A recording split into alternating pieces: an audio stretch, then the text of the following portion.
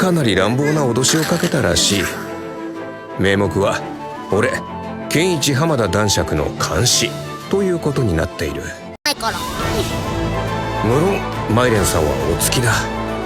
なんだか熱っぽい視線を感じるのだが、あの夜のことを思い出したりしてるのだろうか。Alright, my friends, we just got done watching Daily Life of a Middle-Aged Shopper. This is episode 13, and the anime is officially done, and the season is officially done. Now, overall, I think the ending was okay. Pretty much the ending is just having Kenichi have all of his girls, including the princess and including the princess's maid, who he played dress-up with or other things, last episode. But the way that things shook out were a little weird. So Kenichi goes and he goes to the throne room and he meets with the king, and they basically have a legitimate wizard come and fight him. And that wizard has summoning magic, and he summons like she summons a big dragon. And Kenichi and the group end up fighting and overcoming, and he ends up putting the dragon in his item box. So they overcome the challenge essentially.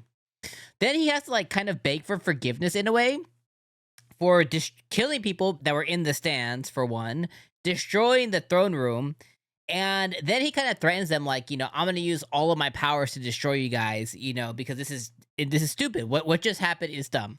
So just all of that was silly, and we didn't find out that there was legitimately people that were killed until he goes and meets with the queen later on, and that's just that's like really, really bad leadership. That's really bad leaders in the king and the queen and the princess to allow this to happen for whatever reason. They're basically challenging his authority for no reason. It's just really dumb. So then, he overcomes it, and then the queen basically asks him to take her, which is weird. She tries to give him the key to her bedroom to come and sleep with her. And she does this in front of the king, and the king's like, man, whatever, dude. Like, that whole thing shaking out was weird. Then he goes and takes the furniture from her as his reward instead. She basically hints at him once again to kind of like take her away from this place. I don't know, very weird stuff. And then ultimately the princess, through gifts, because he gives the queen and the princess pearls. She begs her dad to end up going with Kenichi, because that's like her main goal. Is like she's like done being a princess. She wants to live the life that Anemone and Primula and the other girls are living. So she begs, and she basically is able to go and be a watcher for him, because he ends up getting a piece of land as his reward for everything else that he did, which is right by where he lives. And then the princess is going to go with him as well to be his watcher or overseer.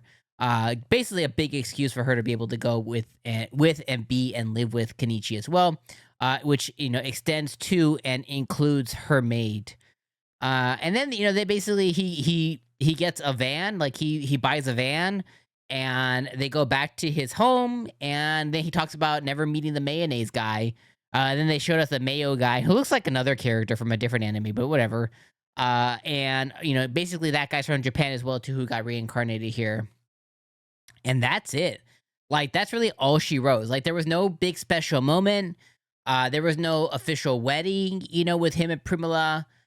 There was no, like, engagement to any of the other girls. There was no him opening or starting, like, a store or making any headway. It just kind of ended.